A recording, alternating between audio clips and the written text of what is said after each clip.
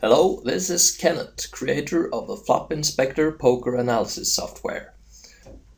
In this video, we'll analyze the situations you face when set mining with a pocket pair in Texas Hold'em. A common question for a poker player is how often a pocket pair improves to a set or better. Knowing this percentage is useful and an easy task to figure out for the Flop Inspector. But what will make you an even stronger poker player is going further into these numbers and analyzing all the different types of flops you will actually face. Using the Flop Inspector, we can also take into account an estimated villain range, which will skew the numbers a bit. These card removal effects will often work in your favor when you are holding a low pocket pair and your opponent is more likely to hold big cards. Let's take a look at an example with deuces. Deselect all hand strengths and select only trips or better. We see that 12% of all flops give us a set, full house or quads. Also included here are the trips flops, which don't really give us a strong hand. By excluding those flops, we see that 2,304 flops, or 11.76% of all flops, give us a set or better. This is what is commonly referred to as the set percentage in Texas Hold'em. Now enter an opponent range.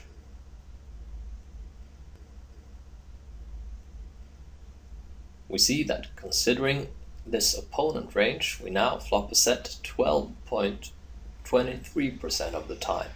It might seem like a small thing, but having 7.2 to 1 instead of 7.5 to 1 can skew a decision from fold to call. This kind of precision math is what you need to keep an edge in Texas Hold'em these days, when players get better and edges smaller every day. Now calculate our equity against this range. In the equities chart, we find what we expected, an equity gap between our sets plus and all other flops. We calculate our equity against top 50% of hands from the villain range. This simulated c-betting frequency make our equities unimproved even worse, while our sets are still big favorites. In the flop details list, each flop can be examined. We see that on monotone and connected flops, our equity is not great anymore, while our quads are still in pretty good shape. In a more extensive Flop Inspector project, I have further divided flop sets in 3 categories: rainbow, two-tone, and monotone flops. The frequencies for each type of flop is best visualized in the group chart. Note that the most common scenario is that the flop has a possible flush draw, as 55% of all flops are two-tone. In the equities chart, we see that each group has different equities. Against villains' top 25% of hands, some of our sets on monotone flops are not even a favorite anymore. Further examine these flops by selecting them in the chart. So how do you use all of this information to become a better poker player? You further estimate how much equity you realize in each of these situations, which in turn will estimate your overall expected value.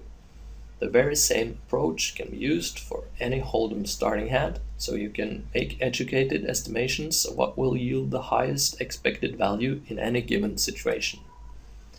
Use the Flop Inspector to compare how you're doing by calling, raising, or just folding pre-flop, by analyzing how your starting hand will do against villains' opening range, 3-bet calling range, or 4-bet range on all 19,600 possible flops.